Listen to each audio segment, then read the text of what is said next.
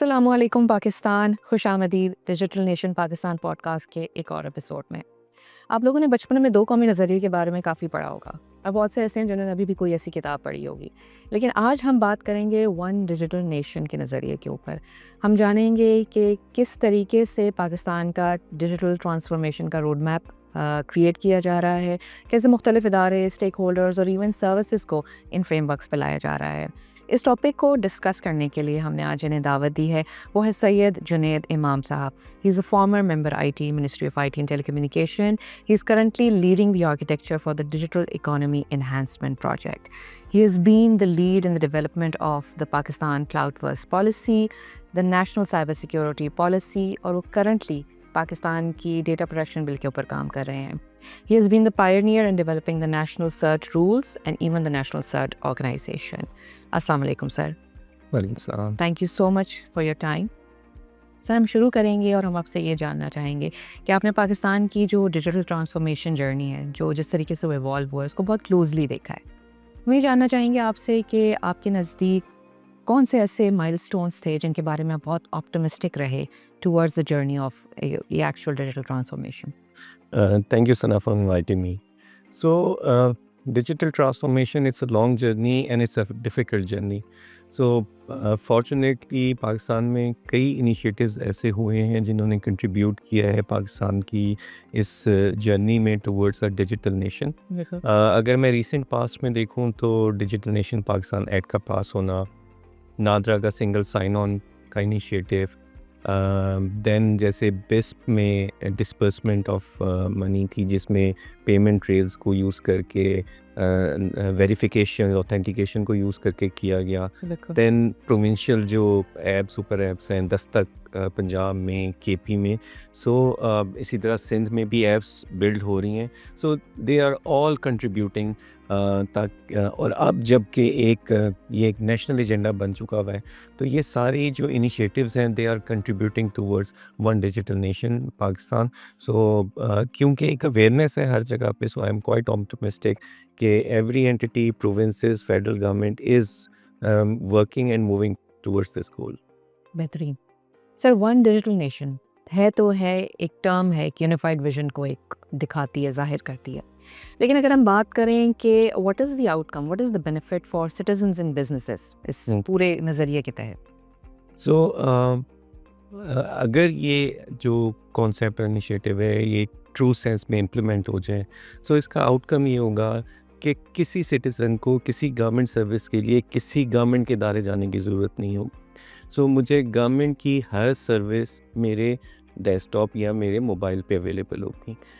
Now ये एक जो हमारा सिटीज़न का एक्सपीरियंस है उसको फंडामेंटली चेंज करता है, हमारी क्वालिटी ऑफ लाइफ को चेंज करता है। अगर हम सब इवेल्युएट करें कि ऑन एवरेज हमें कितना फ्रीक्वेंट मूव करना पड़ता है किसी गवर्नमेंट का कोई सर्विस लेने के लिए, या हमें कितनी एनर्जी रिसोर्सेज लगाने पड़ते हैं, वो सब ख़त्म होके मेरे डेस्कटॉप या मोबाइल पे आ जाएगा, नंबर एक। नंबर दो, जितने भी हमें गवर्नमेंट के ऑपरेशंस या सर्विस लेने में प्रॉब्लम होती हैं, चाहे वो उसमें करप्शन का एलिमेंट है, वो उसके अंदर इनएफिशिएंसी का एलिमेंट हो, वो सारे ह्यूमन इंटरेक्शन की वजह से होता है। तो वंस जब हर चीज़ ऑटोमेटेड है, ह्यूमन इंटरवेंशन ही बीच में नहीं है, सो ये सारे प्रॉब्लम्स भी रिजॉल्व होते हैं। सो एफिशिएंसी और जो कॉस्ट है वो भी रिड्यूस होती है। सो फॉर सिटीज़न, मुझे जैसे मैं किसी भी प्राइवेट एंटिटी से अब मेरे पास बैंक्स की ऐप्स हैं, मैंने जो ट्रांजैक्शंस करनी है मैं अपनी बैंक के ऐप से कर रहा हूँ, इसी तरह कंप्लीट गवर्नमेंट का जो सर्विसेज का एक्सपीरियंस है मेरे लिए वो भी ऑटोमेटेड होगा। प्लस बिजनेसेस के लिए ये है कि अब मैंने अगर लेट्स से एक पेट्रोल पंप लगाना है, सो मे बी 17-18 डिफरेंट रेगुलेटर्स से और डिफरेंट एंटिटीज से मुझे जो है वो परमिशंस लेनी हो, ये सारा मुझे अगर एक प्लेटफॉर्म पे अवेलेबल है, मैं एक वन सप्लाई करूँ, सारा प्रोसेस ऑटोमेटेड हो, और इन द एंड मुझे जहाँ पेमेंट करनी है वो भी वहीं से करनी है, मुझे अगर कोई डॉक्यूमेंट डेटा देना है वो भी उसी के ऊपर देना है। सो मेरी जर्नी, मेरा एक्सपीरियंस एक ऐप से बाहर का नहीं है। सो ये एक एंड टू एंड एक्सपीरियंस है जो गवर्नमेंट का ख्वाहिश और कोशिश है कि सिटीज़न को दिया जाए। तो इन द एंड बिजनेसेस के लिए भी और सिटीज़न के लिए भी they should focus on their lives या अपने बिजनेस के ऊपर। गवर्नमेंट से जो उन्हें सर्विस चाहिए वो ऑटोमेटिकली मिल जाए वहाँ से। बिल्कुल। सो ये एक एंड गोल है और सिटीज़न को और बिजनेसेस को ये एक चेंज नज़र आएगी once this whole digital nation का जो विजन है ये इम्प्लीमेंट हो जाए। बिल्कुल ठीक है। सर हम पिछली पॉडकास्ट में भी और वैसे भी आजकल एक टर्म बहुत ज़्यादा सुन रहे हैं, वो है होल ऑफ गवर्नमेंट अप्रोच। जब हम होल ऑफ गवर्नमेंट अप्रोच के बारे में बात करते हैं और जैसे आप बता रहे हैं कि बहुत सारे प्रोविंसेस ने भी अपनी अपनी ऐप्स और ये सारी चीज़ें उन पे काम किया हुआ है, तो कैसे होल ऑफ गवर्नमेंट अप्रोच को पुश फॉरवर्ड किया जाए और इंडिविजुअल इनिशिएटिव्स को इकट्ठा करके वन यूनिफाइड विजन के तहत हम लेकर आएँ? सो पहले तो सना ये कि होल ऑफ गवर्नमेंट अप्रोच ज़रूरी क्यों है। So whole of government approach का ये फ़ायदा होता है, यू हैव वन आर्किटेक्चर। आप एडहॉकिज्म और केओस को ख़त्म करते हैं। इसमें ये होता है कि शुरू में आपको थोड़ी सी एफर्ट एनर्जी ज़्यादा लगानी पड़ती है। You have to build architecture models, standardise करना होता है। बट जब आप वंस वो काम कर लेते हैं तो उसके बाद फिर ये होता है कि आप सब्सिक्वेंटली आपकी कॉस्ट भी रिड्यूस होती है, सोल्यूशन जो बिल्ड होते हैं वो सेफ़र होते हैं और चीपर होते हैं। तो अब एग्जांपल के तौर पे जब हमारी हर चीज़ डिजिटल होगी, हमारा सारा डेटा डिजिटल है, तो सिक्योरिटी हम बाद में नहीं सोच सकते उसको। It should be security by design.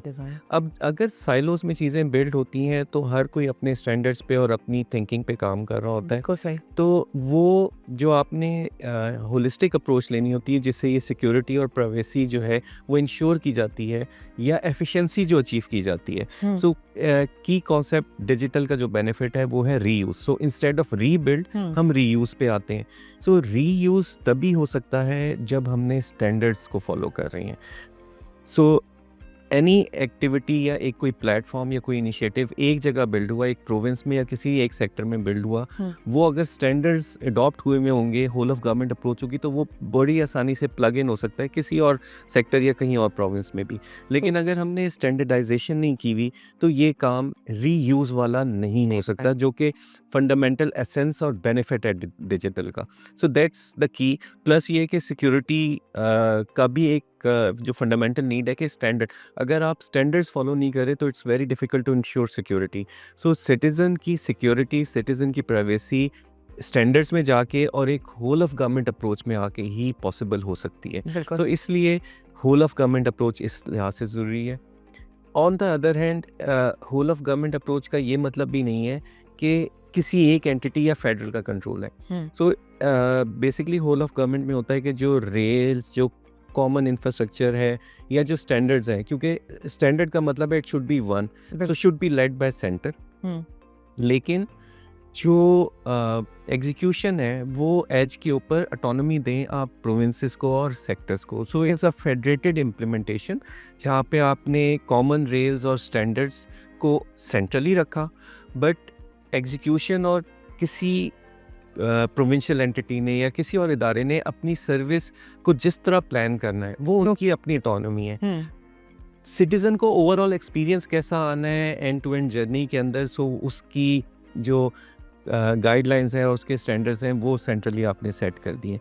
But ये होल ऑफ गवर्नमेंट अप्रोच चलती ही ऐसे है कि कुछ चीज़ें आपने स्टैंडर्ड कर दी सेंट्रली और इम्प्लीमेंटेशन और एग्जीक्यूशन आपने डिसेंट्रल रखी टू एंटिटीज़ जो कि कॉन्स्टिट्यूशनली भी रिस्पॉन्सिबल हैं और लॉ के अंडर भी जिसने जो काम करना है वो अपना काम फंक्शन कर सके। सो ये इसको बैलेंस करना इट्स डिफ़िकल्ट। आप अगर एग्जीक्यूशन के अंदर सेंट्रल एंटिटी ज़्यादा जाएंगी वो भी एक प्रॉब्लम होती है। अगर आप सेंटर जो है वो रेल्स के ऊपर या जो स्टैंडर्ड्स के ऊपर काम ना करें तो फिर ये होता है कि एक डिफ्रेगमेंटेड और एक साइलोस में काम होना शुरू होता है, वो ऑलरेडी हो रहा है। तो फिर हम ये डिजिटल नेशन वाला जो होल ऑफ गवर्नमेंट वाला बेनिफिट है वो नहीं अचीव कर सकेंगे। So it's a win win proposition for all the sector, provinces, federal government, क्योंकि रीयूज़ को पॉसिबल किया जाता है और जो आगे प्रॉब्लम एक जो देखनी है हमारे लिए एक चैलेंज है कि वंस अगर सब कुछ डिजिटल हो जाता है, सारे सिटीजन्स का सारा डेटा डिजिटल है, हो जाता है। How to secure it, privacy कैसे इंश्योर करनी। सो वो एक होल ऑफ गवर्नमेंट के अंदर फिर ये होता है कि जब आपने स्टैंडर्ड्स सेट करती हैं तो वो हर जगह यूनिफॉर्मली फिर इम्प्लीमेंट होते इम्प्लीमेंट होते हैं। सर इसी के साथ हम थोड़े चैलेंजेस की बात करते हैं। होल ऑफ गवर्नमेंट अप्रोच आपने बहुत अच्छे तरीके से एक्सप्लेन कर दी। चैलेंज वहीं आता है कि किस तरीके से सेंट्रल को, प्रोविंसेस को इकट्ठे एक टेबल पर लेकर आना, getting all the consensus of all the stakeholders कि हम एक फ्रेमवर्क बनाने जा रहे हैं, वन डिजिटल नेशन है, ऑन डॉक्यूमेंट, ऑन पेपर, ये सब कहने में, सुनने में अच्छा लग रहा होता है, but the actual challenge is the implementation. उसके बारे में सर आप क्या कहेंगे? हैं। ये आपने बिल्कुल वैलिड और बड़ा जेन्युइन क्वेश्चन है, और ये हमारे लिए भी one of the biggest concern, या जो इस इनिशिएटिव की सक्सेस में जो सबसे मेन एलिमेंट जो हम सोचते हैं कि क्रिटिकल है, वो ये स्टेक होल्डर एंगेजमेंट ही है। और वी हैव आवर कॉन्स्टिट्यूशन, जिसमें कुछ चीज़ें फेडरल के पास हैं, कुछ चीज़ें प्रोविंस के पास हैं। सो जब आप डिजिटल सर्विसेज और उन सब सेक्टर्स में जो कि डिवॉल्व सब्जेक्ट्स हैं, जब उसमें जाते हैं तो ऑन वन हैंड हमारी ख्वाहिश ये है कि जो होल ऑफ गवर्नमेंट अप्रोच के बेनिफिट हैं वो सबको, federal, provincial, in the and it's the citizen that matters. So citizen और बिजनेसेस को जाएं, but at the same time जो प्रोविंशियल ऑटोनॉमी, जो इदारों की, रेगुलेटर्स की ऑटोनॉमी है, उसको भी इंश्योर करना पड़ता चाहिए, और वो होनी हो, अगर करेंगे तो ही इम्प्लीमेंटेशन ठीक होगी। सो अब इसमें बेसिकली इसको स्कीम एक स्टिक एंड कैरेट मॉडल भी रखा जाता है कि ज़ाहिर है जब आप एक सेंट्रल जब एक इकोसिस्टम में आएंगे तो उसके अपने बेनिफिट्स हैं, जो रीयूज़ के बेनिफिट्स हैं, जो कॉस्ट के बेनिफिट हैं, जो कैपेसिटी बिल्डिंग के और बाकी सपोर्ट आपको वो मिल सकती है, वो बेनिफिट्स हैं। बहुत से बेनिफिट्स अभी इसमें आएंगे जब आप सेंट्रली एक चीज़ कर रहे होते हैं, तो आपको, जैसे आपने क्लाउड सर्विस ली, सो अगर आप बहुत मास वॉल्यूम में ले लेंगे तो आपको क्रेडिट्स और दूसरे बेनिफिट्स मिलते हैं। So you can transfer those two individual sectors और प्रोविंसेस। लेकिन जब आप साइलोस में काम कर रहे होते हैं, वो आपको उस तरह बेनिफिट मिलते हैं। फिर डोनर एजेंसीज़ हैं, उनके बेनिफिट्स होते हैं। सो अगर आप इस सारे लोग इस होल ऑफ गवर्नमेंट अप्रोच में काम कर रहे हैं तो वो सारे बेनिफिट्स उनको मिलते हैं। On the other hand stick का पार्ट ये है कि अगर कोई एंटिटी डिसाइड करी कि मैंने नहीं इस होल ऑफ गवर्नमेंट अप्रोच में आना, तो प्रॉब्ली वो ना डेटा एक्सचेंज लेयर यूज़ करेगी, मे बी जो बिजनेस आईडी या दूसरी चीज़ें नहीं यूज़ करेगी, ये या वो जो सुपर ऐप, सेंट्रल ऐप, वो एक्टिविटी नहीं यूज़ करेगी। सो उसके सारे चैलेंजेस उनके ऊपर ही आएंगे। सो अगर आपने डेटा एक्सचेंज लेयर नहीं यूज़ करना, इसका मतलब है आपने अगर 10 एंटिटीज़ के साथ इंटीग्रेशन करनी है तो उनके साथ इंडिविजुअली करनी है आपने। इसी तरह अगर आपने डेटा के पॉइंट ऑफ व्यू से किसी एक फ्रेमवर्क में नहीं आना, सो इस डीप प्रोजेक्ट में एक डेटा गवर्नेंस पॉलिसी के ऊपर काम हो रहा है। सो वो एक स्टेक होल्डर से मिल के डेटा कैटलॉगिंग होगी, डेटा क्लासिफिकेशन होगी, स्टैंडर्डाइजेशन होगी। सो वंस जो भी इदारा उसको अडॉप्ट कर लेता है, उसके लिए data exchange, data sharing with other entity आसान हो जाएगा।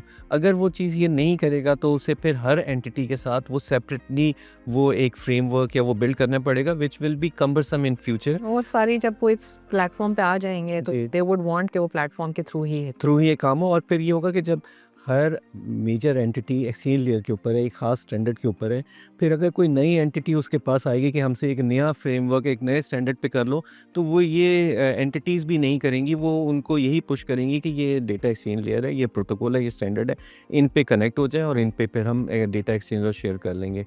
सो ये बेनिफिट्स, असल चीज़ ये है कि वैसे तो ज़रा देखें, जितने भी सेक्टर रेगुलेटर्स हैं और आईटी बोर्ड्स हैं, वी अंडरस्टैंड, क्योंकि वो डिजिटल वर्ल्ड में काम कर रहे हैं, वो इन चीज़ों को समझते हैं। तो दैट्स वाई जब हम ये डीप का प्रोजेक्ट भी लेके आए तो एवरीवन सेड कि yes, this is the model, there should be one exchange layer, there should be one ID, बिल्कुल रीयूज़ का और होल ऑफ गवर्नमेंट अप्रोच होनी चाहिए। सो इसी वजह से प्रोविंसेस, सेक्टर रेगुलेटर आर मतलब एक यूनाइटेड फ्रंट है इसके ऊपर कि हमने ये डिजिटल ट्रांसफॉर्मेशन करनी है। So people are realizing this कि this is the way forward. और इसके बाद जो आपकी डिजिटल इकॉनमी है, so we realize the potential of digital economy. अभी हम ये तो अभी हम गवर्नेंस की बात कर रहे हैं, बट हाउ अबाउट जब हम टेक्नोलॉजी को एग्रीकल्चर, हेल्थ, एजुकेशन, हाउसिंग, अभी तो इन सेक्टर्स के अंदर सही तौर पे टेक्नोलॉजी की अडॉप्शन हुई नहीं है। बिल्कुल ऐसा ही। सो हमारे ये डिवॉल्व सब्जेक्ट्स हैं, लेकिन जब ये सब्जेक्ट्स डिवॉल्व हुए तो प्रोबेबली कोई ऐसी स्कीम के इसके साथ प्रोविंशियल और बाकी कैपेसिटी भी बिल्ड होनी थी। हुँ, सो उसके ऊपर कोई उस तरह काम नहीं हुआ। सो जब आप डिजिटल इकॉनमी की बात करें तो डिजिटल इकॉनमी सिर्फ ये नहीं है कि आपने एक सेंट्रल रेल्स आपने पेमेंट की और आपने एक स्टैक बिल्ड कर दिया, हाँ, but you have to go into other sub stacks, agriculture में, हेल्थ में, एजुकेशन में। सो वो इकोनॉमिक प्रॉस्पेरिटी इवेंचुअल गोल इस सारे इनिशिएटिव का है हुँ, कि सिटीजन एम्पावर हो ऐसा। और इकोनॉमिक प्रॉस्पेरिटी हो। So economic prosperity no doubt governance उसका बड़ा इंपॉर्टेंट एस्पेक्ट है। आपकी गवर्नेंस इंप्रूव होगी तो ओवरऑल आपकी इकॉनमी में इम्पैक्ट आता है। But at the same time हमने इन जो दूसरे सोशो इकोनॉमिक सेक्टर्स हैं उनके अंदर भी इंटरवेंशंस में जाना है, क्योंकि वो भी हमारी इकोनॉमिक प्रॉस्पेरिटी में एक फंडामेंटल चेंज आ जाएगा जब हम उन सब सेक्टर्स में भी जाएंगे। सो ये इसलिए सबका ऑन बोर्ड होना, सबका इस गोल के लिए वर्क करना is the key. In the end citizen and the businesses are the beneficial. Beneficiaries. Sir जब हम बेनिफिशरीज़ की ही बात करते हैं, तो ड्यूरिंग दिस प्रोसेस आप बताएँ कि what would be the first visible benefit for the citizens and let's say the businesses as well? और अगर आप थोड़ा-सा ऐड ऑन करें तो इवन कि गवर्नमेंट के लिए भी क्या एक ऐसा फर्स्ट विज़िबल बेनिफिट होगा? सो हिस्टोरिकली आप देखें तो बहुत से इनिशिएटिव हो रहे हैं और सिटीज़न की life over hmm, period of time आसान होती जा रही है। बिल्कुल। अब जैसे टैक्स हम पहले टैक्स फाइलिंग एक फिज़िकल होती थी, अब आप इवन टैक्स की कैलकुलेशन और टैक्स की फाइलिंग ऑटोमेटेड हो गई है। एक्साइज़ में अगर मैंने अपनी गाड़ी का इस साल का टोकन अगर हुँ, भरना, पहले होता था आपको पोस्ट ऑफिस जाना, क्यू में लगना, वो सारे काम होते थे। अब ये है कि मैं अपनी ऐप के थ्रू वो पे कर सकता हूँ। सो ये ऑलरेडी इम्प्रूवमेंट्स हो रही हैं। बट जो आपको एक विजिबल चेंज नज़र आएगा कि जब मैं वो सर्विसेज जिसमें मल्टीपल गवर्नमेंट के इदारे इन्वॉल्व हैं, और हुँ, मैं एग्जांपल दूंगा, मैं अपनी हायर एजुकेशन डिग्री अटेस्ट करवानी है। बिल्कुल। सो HEC जाके उसमें IBCC और अपनी जो मेरी सर्टिफिकेट्स हुँ, मैट्रिक इंटर हुँ, वो फिर हम अटेस्ट करवाते थे। सो वो एक प्रोसेस जिसमें मल्टीपल गवर्नमेंट के इदारे इन्वॉल्व हैं। सो वो सर्विस जिसमें मल्टीपल गवर्नमेंट के इदारे इन्वॉल्व हैं, वो भी मुझे इसी प्लेटफॉर्म के ऊपर मैं सिंगल क्लिक के ऊपर मैं सिक्योरिटी रिक्वेस्ट करूँगा HEC को, उसने IBCC से वेरिफिकेशन करनी है, बोर्ड से वेरिफिकेशन करनी है, जो काम है वो ऑटोमेटेडली बैक एंड पे होगा। अच्छा ठीक है, सो गुड। जो वो आज तक हम यूज़ वो करते थे, फोटोकॉपी पे ग्रेड 17 के अफसर से अटेस्ट करवाते थे। देखिए उसमें फोर्जरी भी होती थी और उसके अब यानी कि सिटीज़न के लिए भी प्रॉब्लम थी और उसके अंदर लूप होल्स भी बहुत थे। बिल्कुल। बट वंस जब एक गवर्नमेंट का इदारा दूसरे गवर्नमेंट के इदारे से ऑटोमेटेडली सिक्योर लिंक पे डेटा जब वो वेरीफाई कर लेगा, तो ऑन वन हैंड मुझे सिटीज़न को कोई हैसल नहीं हुई, हुँ, ऑन द अदर हैंड किसी फोर्जरी और किसी दो नंबरी का चांस चांस ख़त्म हो गया, क्योंकि ये पीछे से वेरीफाई हो रहा है। बिल सो जो विजिबल आपको नज़र आएगा कि जब सुपर ऐप के ऊपर मैंने वो सर्विस जिसके अंदर मल्टीपल गवर्नमेंट के इदारे हैं, वो सिक्योर तरीके से नादरा की डिजिटल आईडी पे मैं ऑथेंटिकेट करूँगा, HEC को रिक्वेस्ट करूँगा, वो 4 डिफरेंट इदारों से वेरीफाई करके मेरी अटेस्टेड डिग्री मेरे वॉल्ट में रख देगी। So this is a real sense में जो आप इस ट्रांसफॉर्मेशन का जो एक्सपीरियंस करेगी मैंने सिटीज़न, वो इस एक एग्जांपल में आपको नज़र आ रहा है। बिल्कुल, बिल्कुल ठीक है। अम, सर थोड़ा-सा हम वही जानना चाहेंगे दोबारा again to explain little further. हम पॉलिसी डॉक्यूमेंट्स में बहुत सारा कुछ आपने अल्हम्दुलिल्लाह काफ़ी सारी पॉलिसीज़ पे काम भी किया हुआ है। पॉलिसी में बहुत सारी बातें हो रही होती हैं, बहुत सारी चीज़ों को डिस्कस किया जाता है। जब हम इम्प्लीमेंटेशन पर आते हैं तो लेट्स से जो डिजिटल नेशन पाकिस्तान एक्ट है या जो भी पॉलिसीज़ जिन पर आपने काम भी किया हुआ है, MOIT या उनके साथ जो भी अटैच अदारे हैं, वो इस प्रोजेक्ट के थ्रू भी किस तरीके से इसको इम्प्लीमेंटेशन की तरफ लेके जा रहे हैं? सो डीप एक्चुअली कंसीव इसलिए किया गया था कि हमने काफ़ी सारी पॉलिसीज़ बनानी थी, बट जो आप ओवरऑल डिजिटल ट्रांसफॉर्मेशन का इम्पैक्ट देखें वो सिर्फ पॉलिसी से नहीं आता, आपको इंस्टीट्यूशंस भी क्रिएट करने होते हैं, आपने टेक्नोलॉजी भी लेके आनी होती है।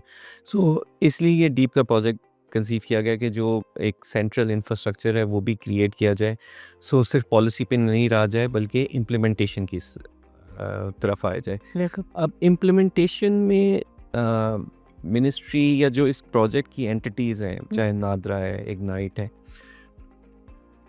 ऑन वन हैंड वो इम्प्लीमेंटेशन का प्रोजेक्ट के ये कंपोनेंट इम्प्लीमेंट करने का काम तो कर रहे हैं, बट मतलब की रोल मैं इनका देखता हूँ वो फैसिलिटेटर है।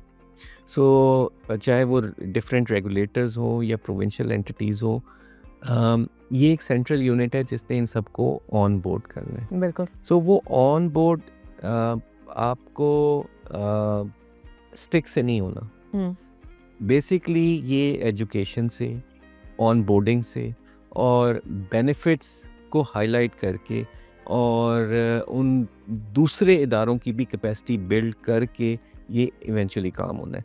सो जो सेंट्रल एंटिटीज़ हैं उनका रोल मैं मोर एज अ फैसिलिटेटर देख रहा हूँ। ठीक है। रेगुलेटर्स भी डिजिटल के ऊपर तो बहुत अरसे से काम हो रहा है, साइलोस में काम हो रहा है, ऑटोमेशन भी हुई है।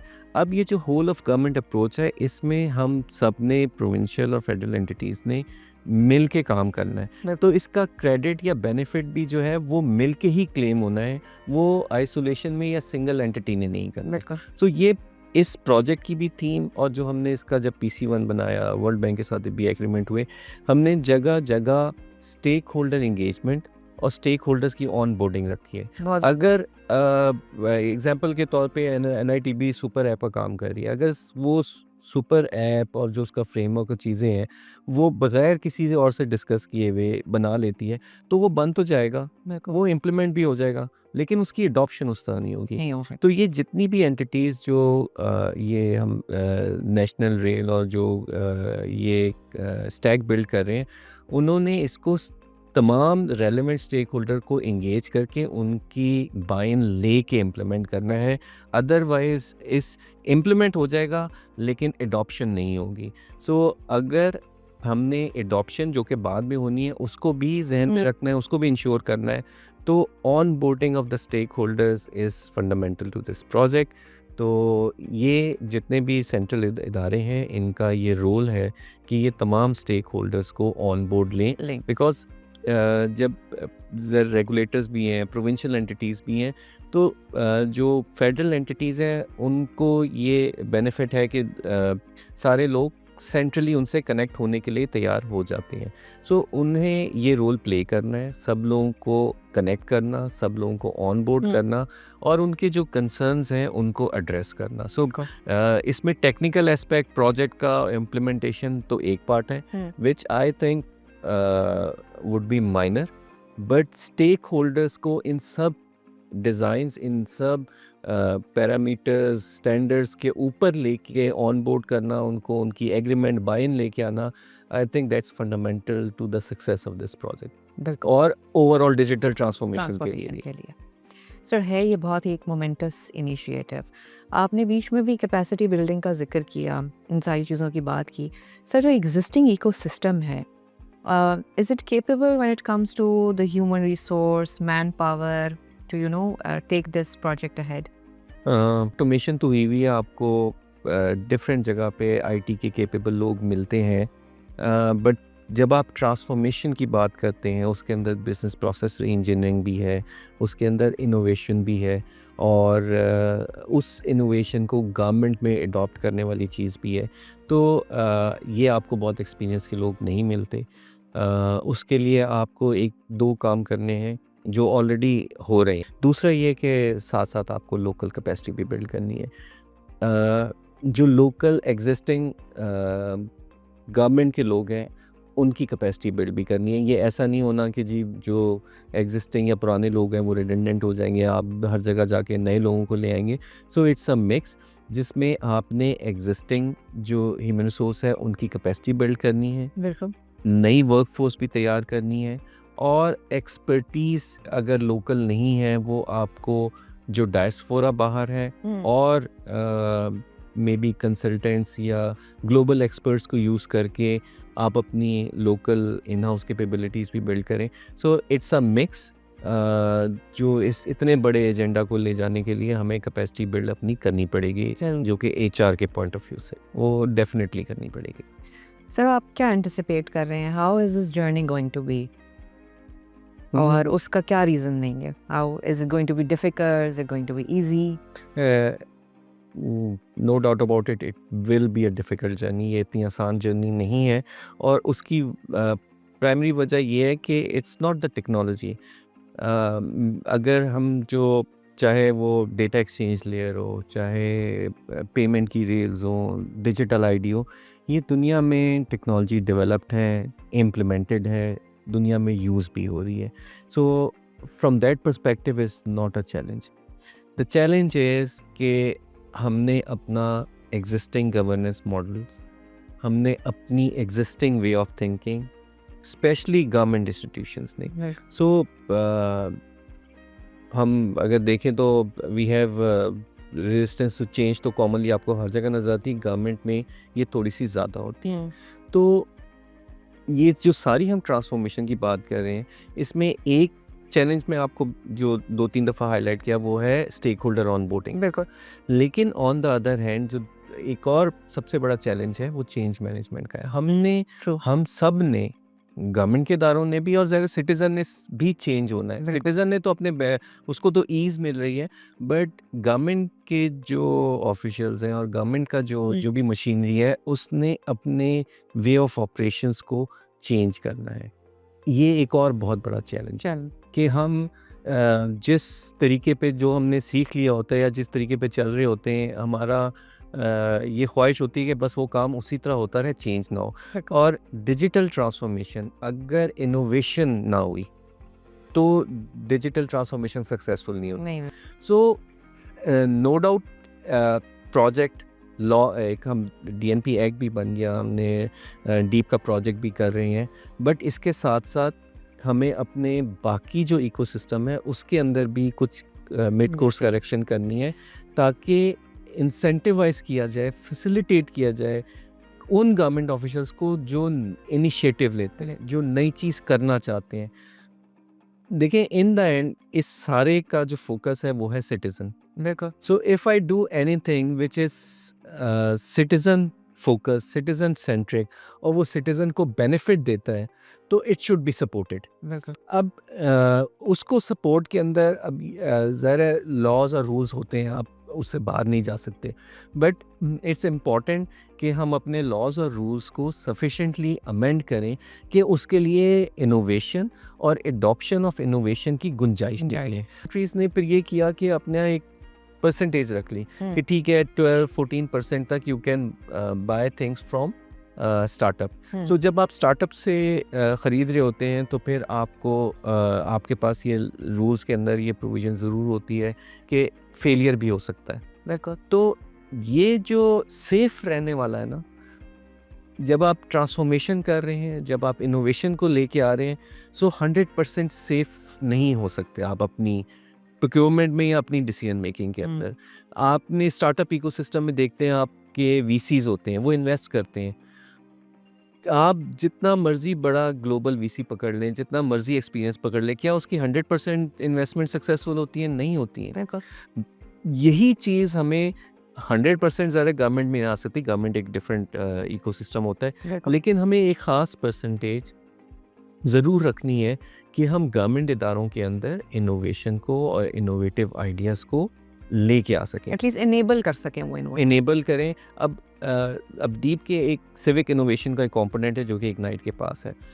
उसका इंटेंट ही ये है कि जो गवर्नेंस के चैलेंजेस हैं, गवर्नमेंट के प्रॉब्लम्स हैं, वो चैलेंज गवर्नमेंट भी आइडेंटिफाई कर सकती है या सिटीज़न भी आइडेंटिफाई कर सकता है कि प्रॉब्लम ये है। उसके बाद हैकाथॉन्स होने के आइडियाज़ लोग लेके आएँ कि उन प्रॉब्लम्स को कैसे मिटिगेट किया जा सकता है, उसके सॉल्यूशन वो हैं। जब वो हैकाथॉन से गुजरेंगे, जो अच्छे आइडिया जो इम्प्लीमेंटेबल होंगे, उनको उनकी फंडिंग भी रखी है इसके अंदर।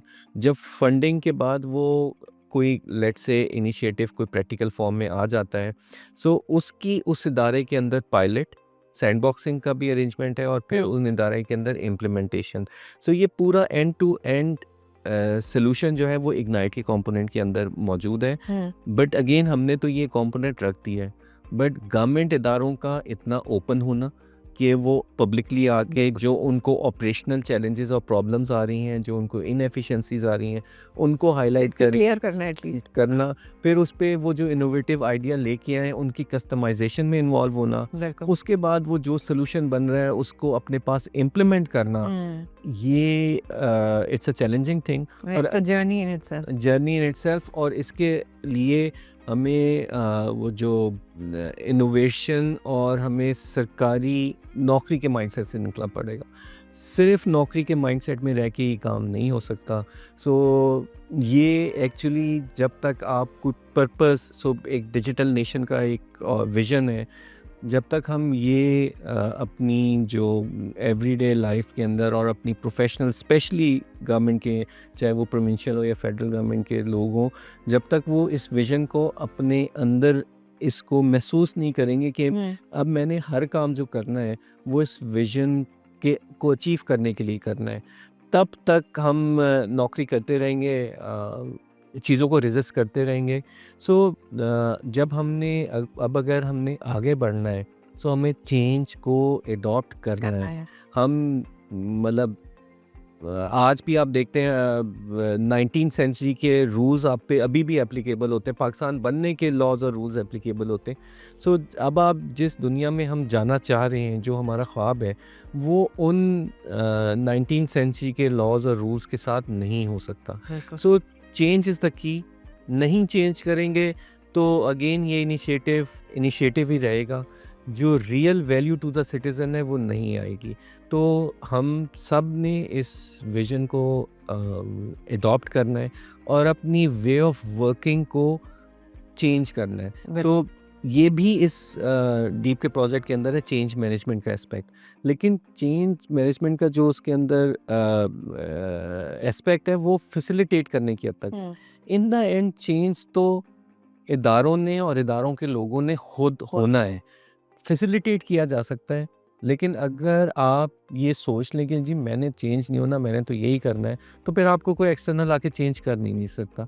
सो ये फ्लेक्सिबिलिटी, बेहतरी की ख्वाहिश, बेहतरी के लिए कोशिश करना, ये हमें सरकारी लोगों के भी जहनों में डालना है। बिल्कुल। और इस इकोसिस्टम में जितने लोग हैं, उन्होंने इस चीज़ से बाला नज़र होके कि कौन क्या कर रहा है, इन the and it's for the citizen, और हर एक को सिटीज़न को बेनिफिट भी मिलना है, गवर्नमेंट के इदारों से मिलना है।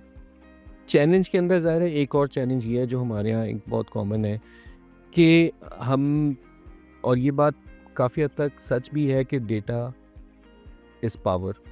ट्रू। जो जितना ज़्यादा डेटा होल्ड कर रहा है, ज़ाहिर है उसके पास उतनी पावर है। When you are sharing data, when you are exchanging data, तो ये थिंकिंग होती है कि अच्छा मैं अपनी पावर या अपनी जो मेरे पास रिसोर्सेज वो डाइल्यूट तो नहीं कर रहा, कितनी एक्चुअली नहीं होता।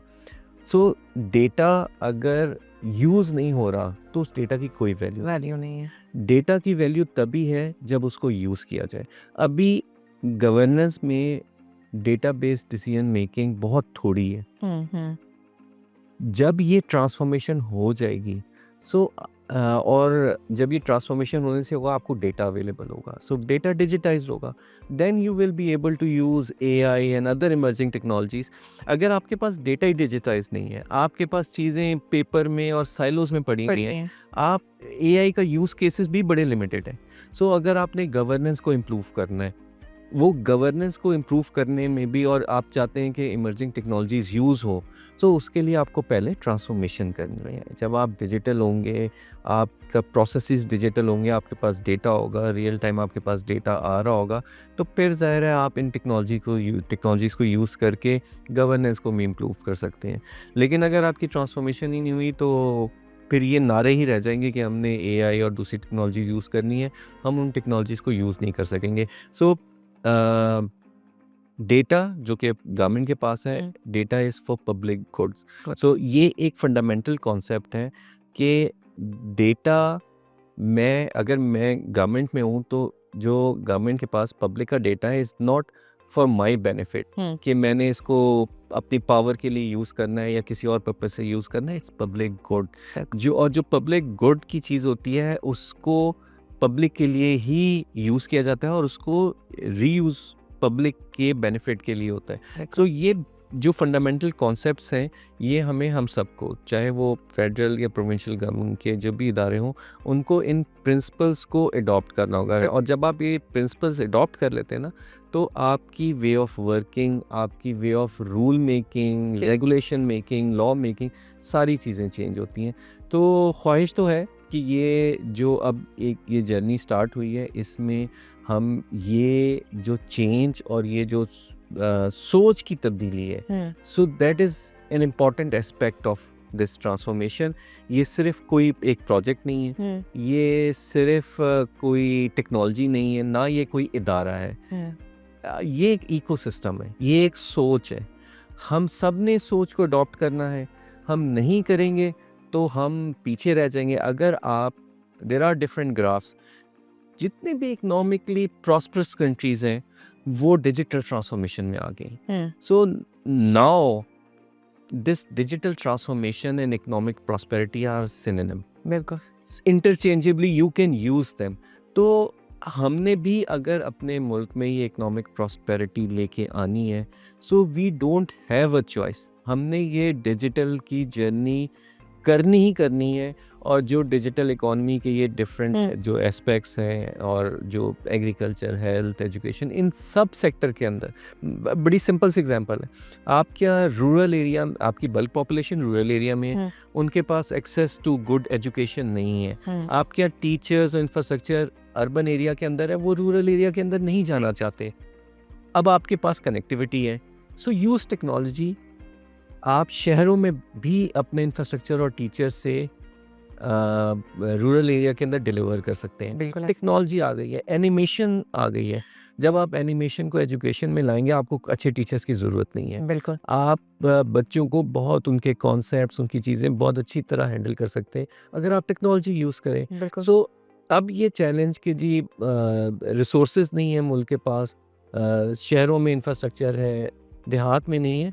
टेक्नोलॉजी के साथ आप बहुत आसानी से ओवरकम कर सकते हैं। और जो ज़ाहिर स्टेट की कुछ कॉन्स्टिट्यूशन जो रिस्पॉन्सिबिलिटीज़ हैं, जिसमें एजुकेशन है, हेल्थ है, ये टेक्नोलॉजी को यूज़ करके डिलीवर भी की जा सकती है और अपनी रिस्पॉन्सिबिलिटी फुलफ़िल भी की जा सकती है। सो हम एक आइडियल केस हैं, टेक्नोलॉजी को अडॉप्ट करके, इस डिजिटल ट्रांसफॉर्मेशन को करके हम अपने सिटीजन्स की लाइफ, क्वालिटी ऑफ लाइफ, और जो उनकी ओवरऑल इनकम और जो भी हमारा जीडीपी है, इसको हम फंडामेंटली ऊपर ले जा सकते हैं बाय यूजिंग डिजिटल टेक्नोलॉजीज। देखो सर, एक इंक्लूडिंग क्वेश्चन करूँगी मैं आपसे।